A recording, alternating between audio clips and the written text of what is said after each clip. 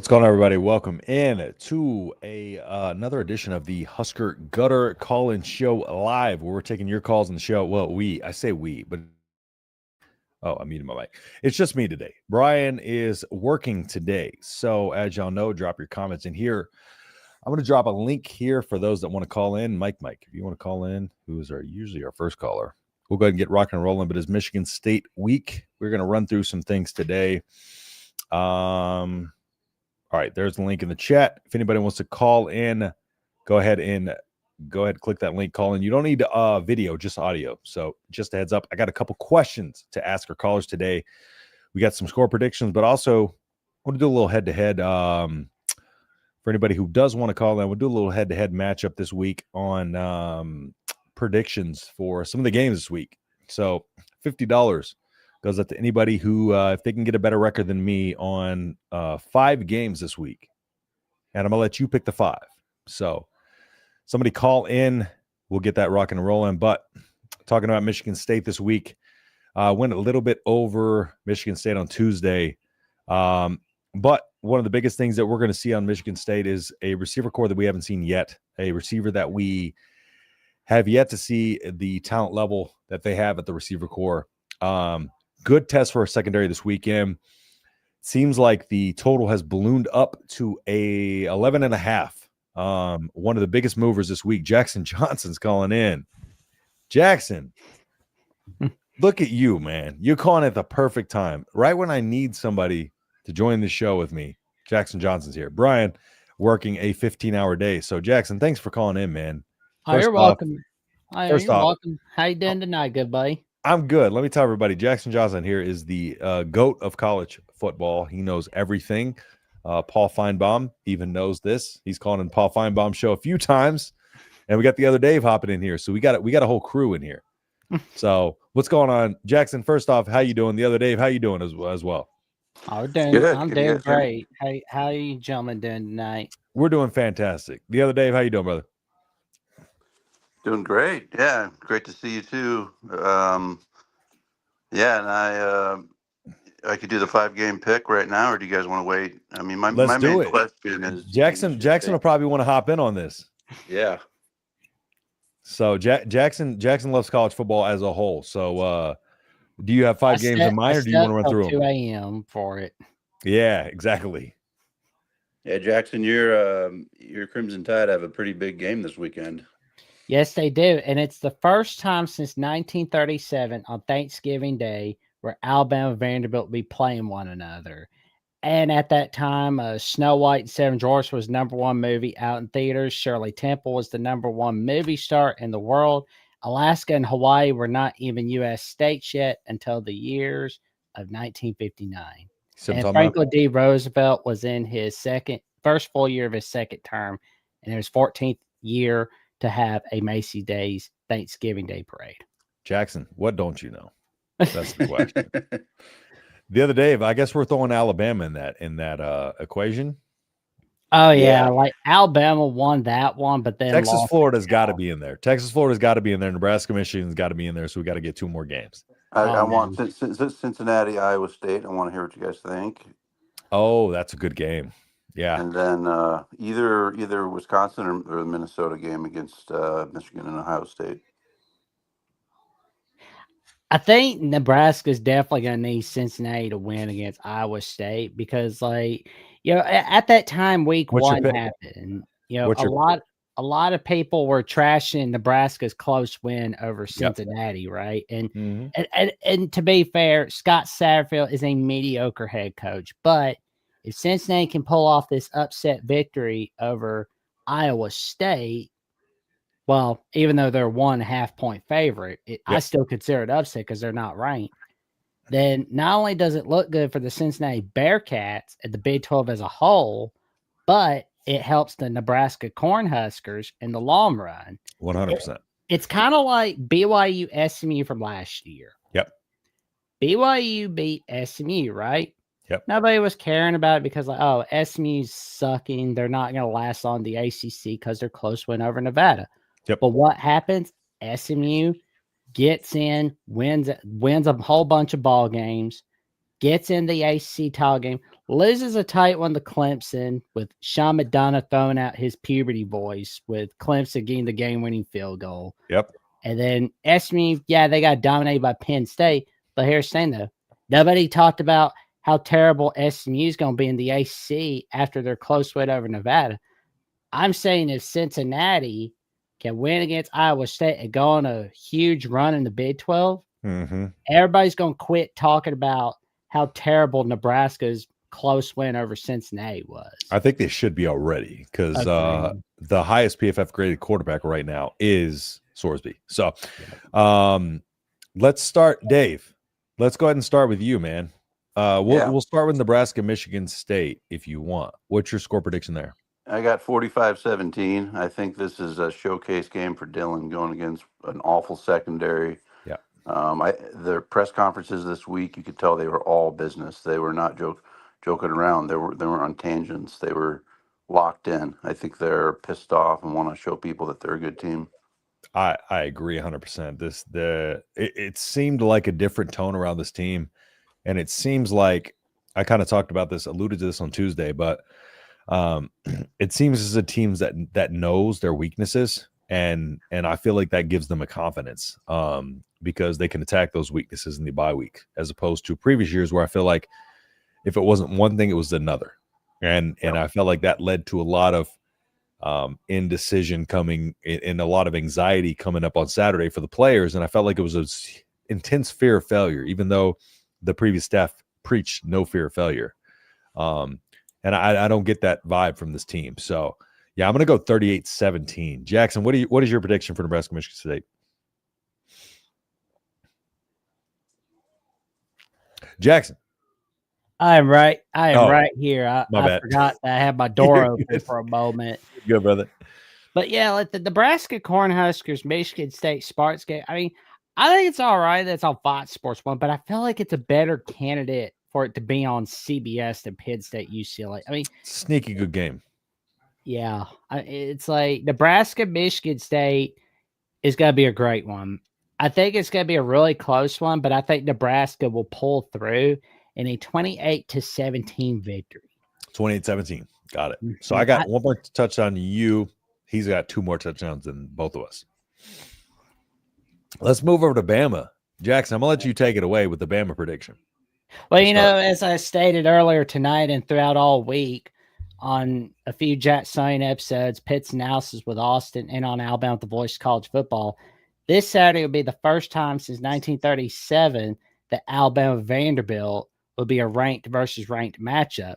And if Vanderbilt beats Alabama, it'll be the first time since 1955 and 1956 where Vanderbilt has beaten Bama in back-to-back years, which that was when Gunsmoke was coming into television. That's my papa's favorite show. My grandpa's favorite show is Gunsmoke, man. There we go, man. I love Marshall Dill. Did the backhand. It's like, there you go. Yep. Oh, I just hope Ty Simpson does the Dylan backhand on that Vanderbilt defense. So you think it's gonna continue? Alabama's gonna continue the run? Well, the first two 400 passing yards between Ty Simpson and Diego Pavia will be the winner of that game. Alabama's out a few key guys on defense with injuries, and we don't have James Smith until the second half because that targeting call in the second half against Georgia. Yep. It was like that hurt big time. And Pavia is making sure he's got his tight end rolling. Yeah. He's got rocket and rolling. And 10.5, I personally think is too high for the Alabama Crimson Tide. So, but we're in Tuscaloosa. Theo Vaughn is picking on College Game Day for his second time ever. Uh-oh. First time was in December 2nd, 2023 for the SEC title game. And he wanted to date Diego Pavia's mom. Oh, yeah. Yeah, he still does. But. Oh, yeah. But what I think it's going to be is James Smith comes back, gets things rolling, and Ty Simpson has more trust in his instincts than he did in week one. I remember when week one, everybody was trashing him, throwing the baby out with the bathwater on him. And notice in like week 5 against Georgia last week, he had more trust in his instincts. Like, he's got a top 20 QBR. Oh man, like that 3rd-and-8 run in the first quarter made me feel like we're going to be more than all right with him. Yeah, he's got a top 20 QBR, so he's making the plays he needs to. Oh, agreed. And in conclusion, this makes me believe Alabama's going to win 34-27 on Saturday in Tuscaloosa, Alabama, with Sean McDonough throwing out his puberty voice for the 2nd time in 4 days. Dave, what you got on that one? Yeah, I got something bad for Vandy. They got something going against them. They have a number next to their name. Yeah, that's true. And that means Alabama, not only but smart from last year, they are not taking this game lightly. I think they're going to make a statement. I think they figured it out last week, and I do think they cover. Give me Bama 31, Vandy 14. I think it's going to be a dominant performance. Gotcha. I think, you know what, Jackson, I don't want to do this to you, but I got to, just for the sake of doing something different. That's okay. All right, and because I want Theo Vaughn to be able to celebrate with Diego Pavia's mom. All right, so I'm gonna take. I'm just gonna take Vandy 27-24. Oh wow. Change up a little bit. I will say though, they'll be throwing a parade if that happens for sure. Texas, Florida. Texas right now 5.5 favorites. Too small. I think Texas should be winning by more than that. It's gonna be a 35-13 victory over the Florida Gators. You're gonna be seeing a lot of tweets tomorrow about Billy Napier gone, Billy Napier fired. Yeah. Black Sunday is coming in Gainesville. I mean, that's what happens when one of your players are giving out the hot tuba on a South Florida guy. I mean, you're a 4th-year head coach and you're allowing that. That is a complete crazy. Dave, what you got? I got 2 guys down on the mat. You got Napier and Lagway. Yeah. I think this is their Super Bowl. I think Manning has been overhyped. He's been a disappointment all year, and the Swamp is no easy place to play. No. I got Florida upsetting Texas. Wow. I do, 24-21. Wow. I was going to go the opposite direction. I was going to say 42-24 Florida. Now, however, it is going to take Arch to just kind of do something we haven't seen yet. I'm curious, Jackson. I'm curious your take on Arch Manning as an SEC guy. Well, I get that a lot of people are like, he's overrated, he's overhyped. Well, he's overhyped. That's fair to say. Yeah. If he was anybody else, he wouldn't be talked about this much. Correct. But, the Manning family is like the royal family in the world of football. I just think like he's just unfortunate, he's fortunate. Fortunate but unfortunate to have that last name because there's a standard that goes with it. Yeah. Yeah. But I don't think it's going to be like Cade Klubnik, where he's like overhyped to the point where it's overkill. But I think Arch Manning will learn more from his mistakes. And maybe he's got that undisclosed injury we don't know about. But yeah. I mean, I think that's what it is. But one other team that I think everybody's kind of throwing the baby out with the bathwater on with reasonable cause is Oklahoma, which everybody's kind of throwing the baby out with the bathwater on them. Mm-hmm. With John Mateer being out there, like, oh god, Michael Hawkins is taking over. We sucked with it, but here's the thing, though: you had a guy named Joe John as your offensive coordinator. True. What did you think was going to happen? True. You got a competent offensive coordinator in Ben Arbuckle. I think they will be fine. Yeah. If Oklahoma is upsetting Texas next week, then you're going to hear a lot of squawking. And Oklahoma beat a good Michigan team. I'm sorry. I don't care what anybody says. It's a good Michigan team, and they beat them pretty handily. Oh, they did. Some people are throwing the baby out with the bathwater on Sharon Moore, but I'm just like, come on, man. We got a full season to go. Relax. Cincinnati, Iowa State. Did we do that already? I don't think we did. No. All right. Dave, go ahead. Yeah, I really think that Cincy has improved quite a bit since our game in Arrowhead, which I was at. Yeah. I don't think they were expecting the crowd noise. and I don't think they're expecting. We've got one of the best secondary coaches. Butler coaching our as their DC. Yeah, He's a mastermind at confusing a quarterback. He sucks at stopping the run, as we found out. But so and there were a lot of pro scouts there, for the Cincy QB. So yeah, I think Cincy, I think they're the real deal. I yep, think they're going to beat Iowa State. I think it's going to be in the 20s. I like them 27-24. yeah, yeah. Sorsby being graded the number one quarterback, PFF wise. Now I know PFF grades a little differently but still that's saying a lot. That means he's making the best throws on the field that are there to be made, essentially. And Cincinnati being a -1.5 favorites, kind of crazy with Iowa State being ranked 14. I think I side with you though. I think Cincinnati coming into the season, they had a receiver core that was full of transfers, and I think it took them a little bit to gel. I don't think they gelled week 1. I think they started to gel weeks 2, week 3, and then I watched the end of that Kansas game last week. And Sorsby, that last drive of the game, I don't know if you saw that, Jackson, but that last drive of the game. I saw a little bit of that. I was flipping between Illinois and USC. That fourth down play, that fourth down pass, honestly, dude's nails. He drove them down the field and won that game. So it's hard to count them out. I'm going to go with Cincinnati 24, Iowa State 21. I've got Iowa State winning a tight one in a 28-24 fashion. We're all pretty close. Yep. Rocco Beck is having his own version of Rocco's Modern Life.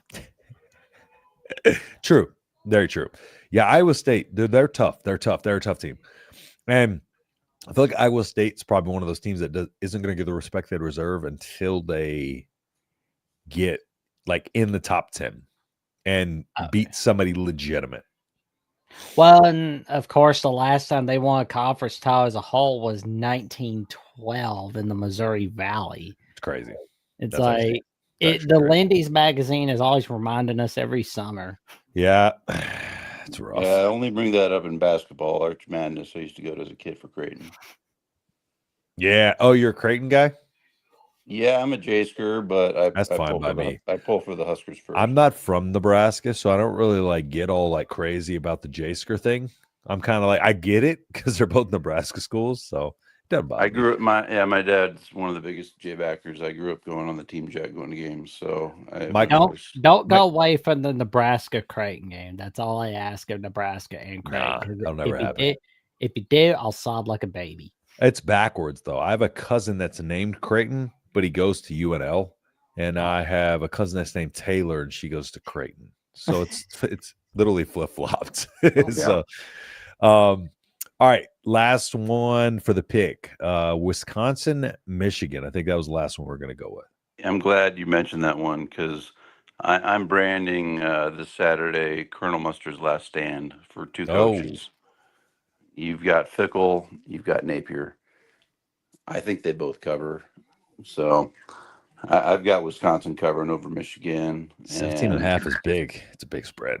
Yeah, I got Michigan winning, but I think it's a lower scoring affair. I think it's 24-17 Michigan. I'm looking at Wisconsin, Michigan, and the Wisconsin Badgers. It's like all the life is gone from that program. I don't know what it is, but maybe they'll bring their A game against Michigan. I mean, I know the final score. I know the final score looked bad against Alabama, but they had some life in them. That was the thing. And honestly, you should not be letting yourself get chewed up like a chicken nugget by Maryland in your own backyard on NBC. I mean, God knows that weird dude, Matt Lauer, is watching that. Oh, wait, he doesn't have he's out. So, my bad. Yeah. But in all seriousness, the Badgers, if they lose this one, it depends on how they lose. If they lose like how Arkansas did against Notre Dame, then you're seeing fire Luke Fickle watch. Yeah. That's going to happen. But if you see, which is crazy to think about. with Luke Fickell, because I will admit this offseason or not this offseason, whenever Nebraska was in the coaching hiring cycle and Fickell was available, Fickell was one of the guys at the top of my list. I'll admit I was wrong there.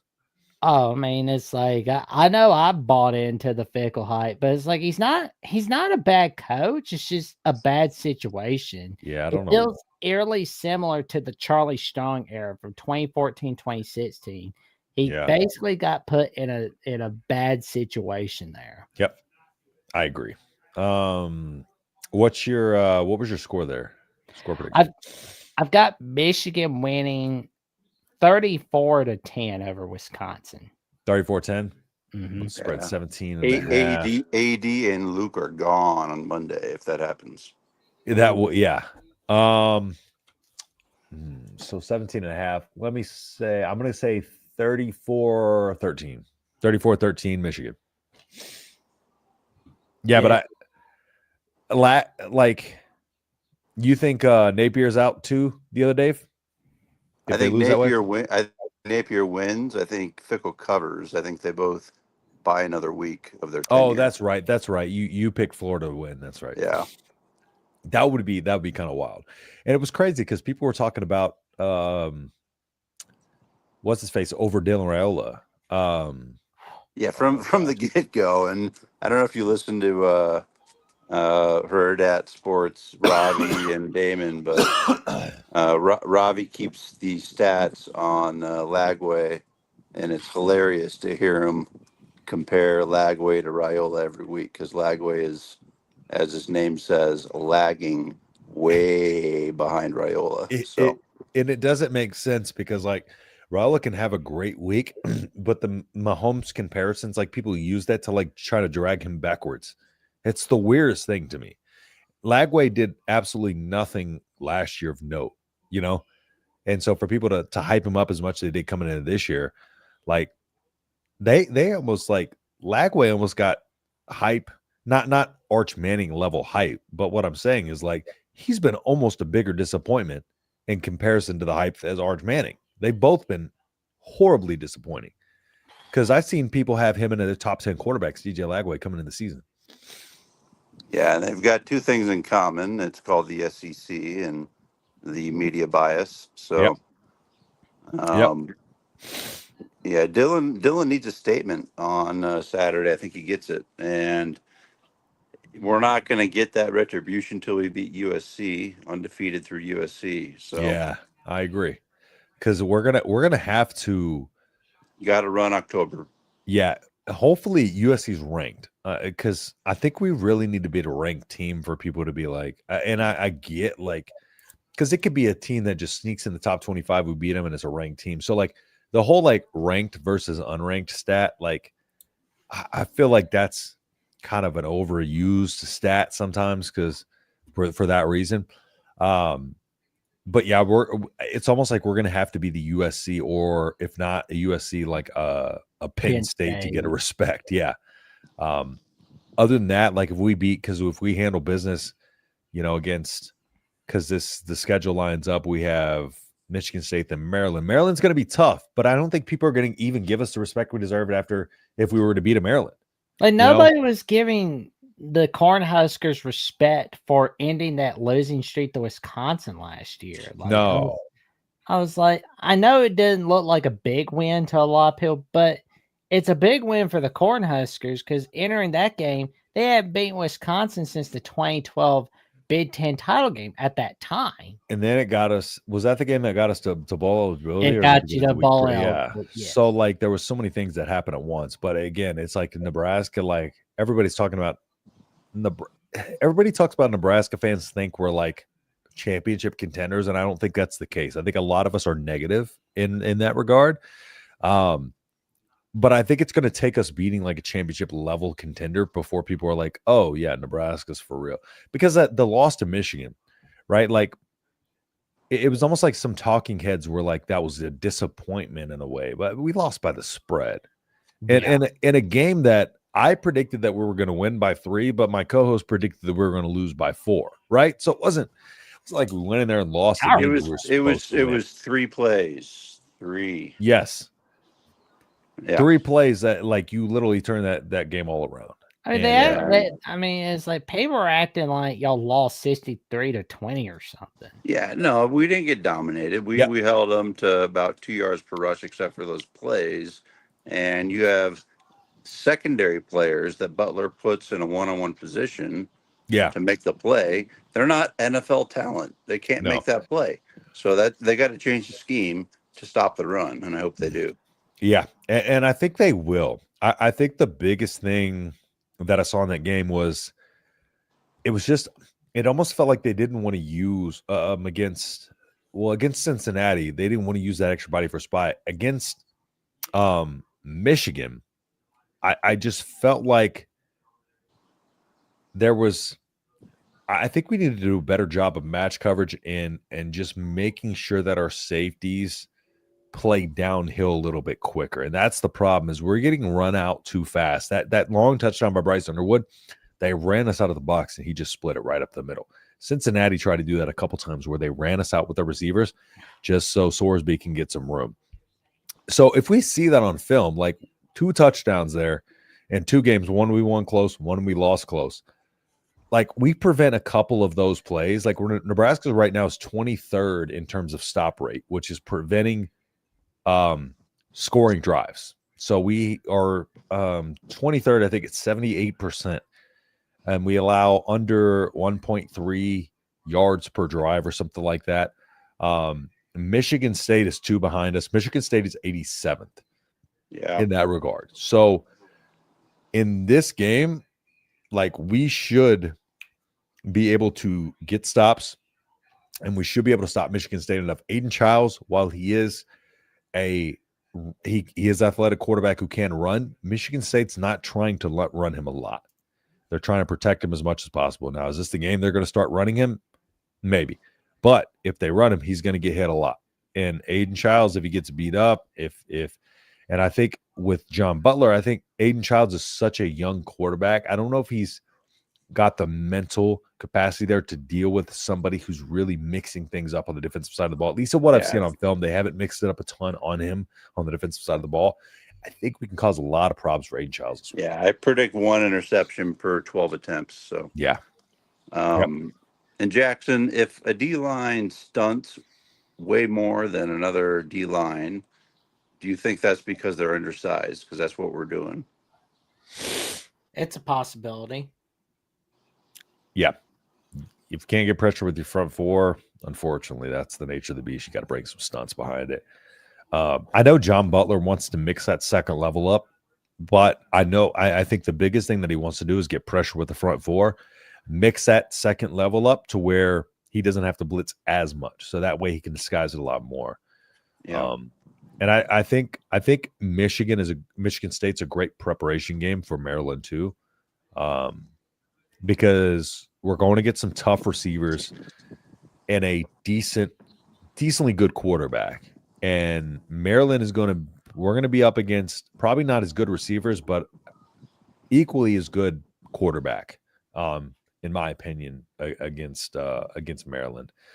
So I think this is a really good preparation game. I think the way the schedule lines up works out really well for us as well. Well, and if Maryland wins against Washington tomorrow, that'll really help. Yes. Yeah. By the way, how do you feel about Maryland this year, Jackson? They're looking pretty good, but I think we're going to learn quite a lot about them even more tomorrow. They're 5.5-point underdogs. Loxley is Mr. November. Put it on your calendar. He owns November, and then he fizzles out. That 2023 when he had Tagovailoa. Yeah. 5-0, right? Early in the season, and then when they went 5 and went 2-5. 3-5 the rest of the season. Yeah, they so that's a good point. That is a good point. Yeah, they beat a depressed Auburn team. It's like, yeah, exactly. Like, yeah, you're bragging about beating Auburn. Like, Auburn was depressed after we won all 4. That's like Maryland. It's like, let them get to game 5 and then let's see. But we're game 5 for them. So, but Washington, them being minus 5.5. 48.5. The ESPN Analytics has them 48.5% to win. Washington 51.5%. So they're getting some respect in terms of the analytics. I mean, Malik Washington 80 for 134, 8 touchdowns, 1 reception. Very, very close to what Aiden Childs has put up this year. Oh, and one other fact about Maryland is they're one of the 3 teams in all of college football that has not trailed throughout the season this year. Interesting. Guess who the other 2 teams are? That hasn't trailed this season? Uh-huh. BYU and Ohio State.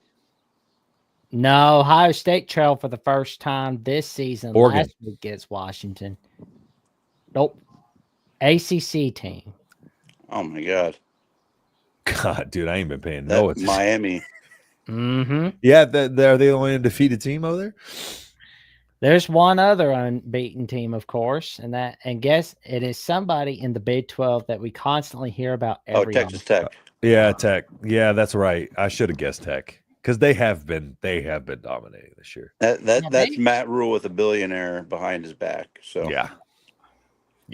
I've been impressed with Texas Tech, and I talked with Austin. I was like, Texas Tech, it's put up or shut up time for them against Utah.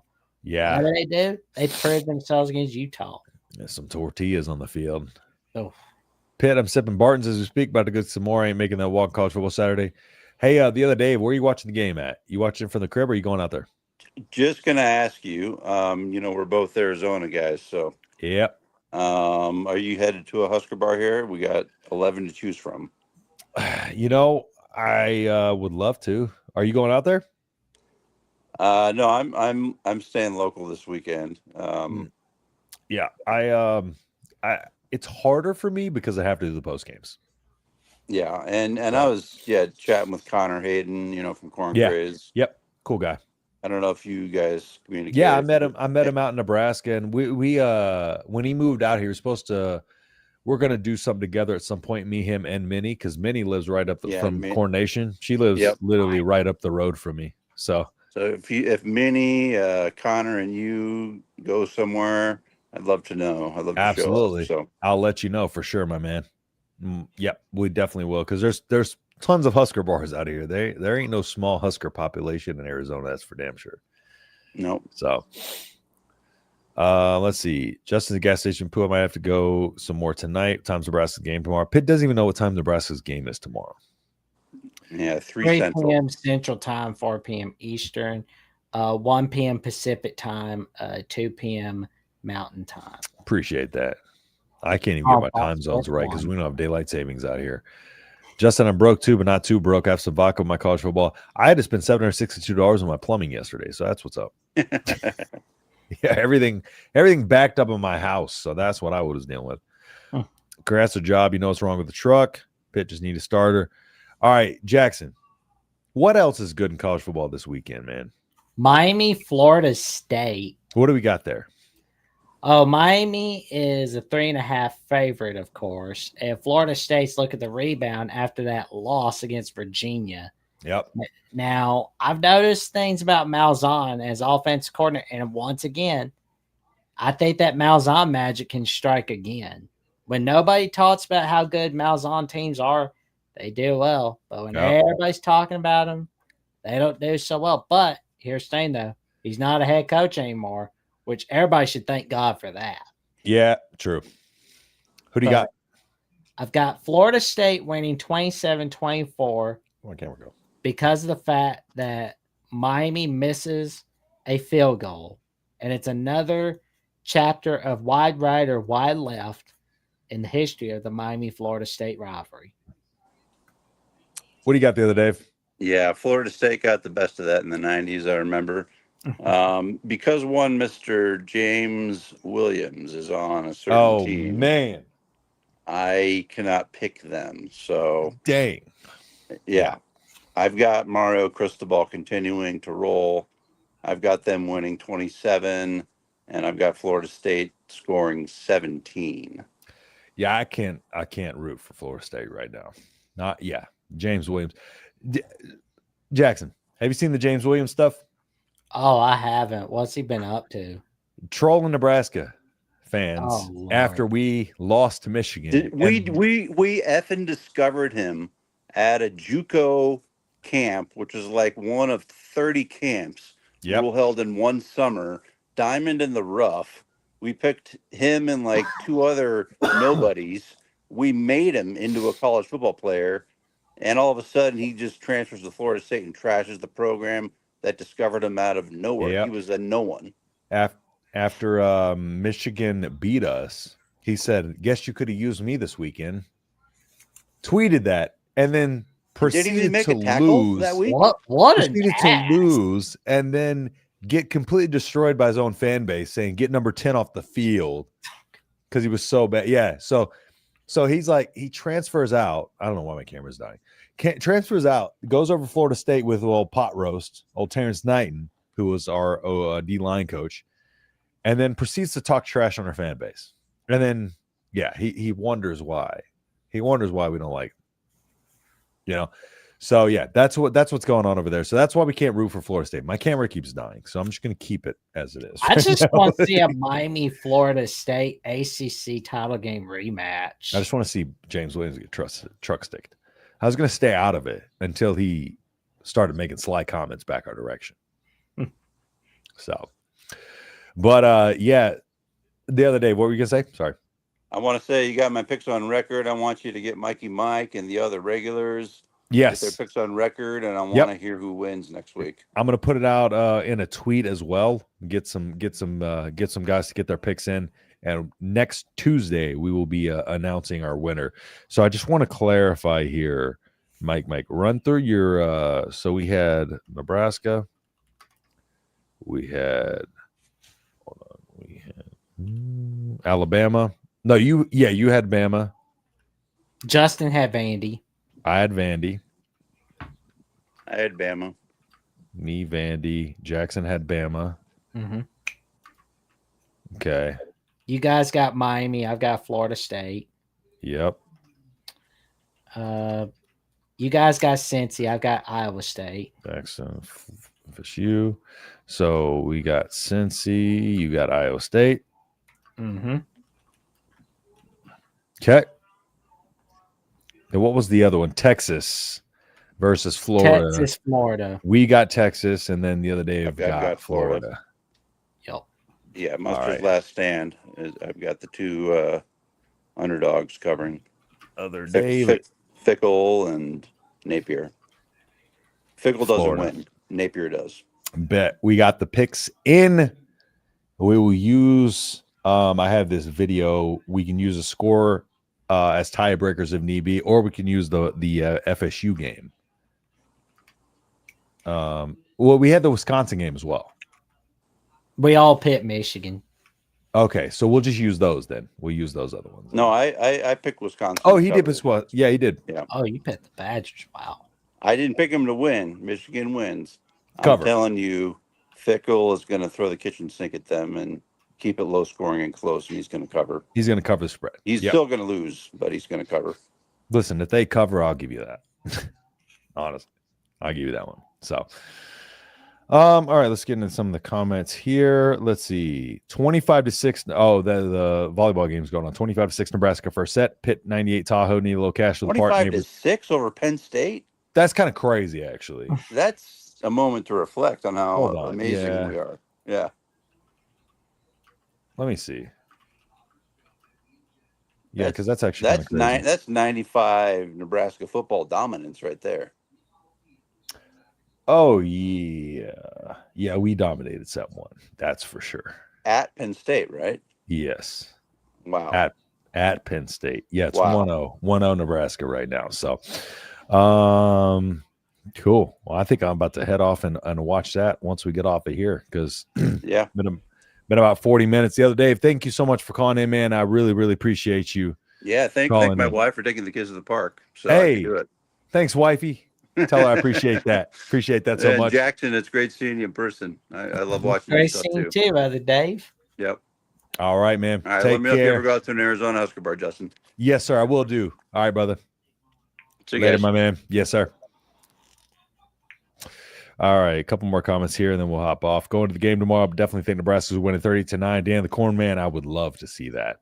Not sure Sparty's good enough in the D-line and secondary to hold that Nebraska passing attack. I'd have to agree. The receivers are a little tough. If we can kind of contain the receivers in our secondary, I think we'll be okay. Alibaba, I appreciate you hopping in here, brother. Thank you so much for call or joining in the comment section. Nebraska 38, Michigan 17. I'll let you shop them. Ain't done in a while. Usually the Elkos. Okay, someone. Joe Rossi struggling. Yes, which is hilarious. Ooh, there we go. Yeah. What Jackson? Oh, there we go. What? I don't even know what you're talking about. Going on. You're like, whoa, Mr. Rossi. There we go, Mr. Rossi. He's struggling a little bit. All right, Jackson. Well, thank you for calling in, man. I got a volleyball game to go watch. All right, man. Check that out. Watch us beat up on some Mountaineers tonight. Hey, let's go. Who do you got? I've got BYU winning that one, but yeah. I think good things are coming for Red Rod. It's just not this year. BYU is tough, bro. Ugh, that's a fun team. That's a fun team to watch. Kalani Satake's making some magic over it in BYU. Yeah, for sure. So that'll be a good one, man. But thank you so much for calling in, brother. And thank you to everybody else who tuned in. Appreciate y'all calling in and appreciate y'all joining the comments, joining the show. Sorry for intruding the chat with the car talk. You are A-okay. You know my chat's good for whatever y'all want to talk about. As long as you're not talking trash on me, we are A-okay. So thank y'all again for tuning in. With that being said, Jackson, you can hang around for a second. We'll see you in the next video. Peace.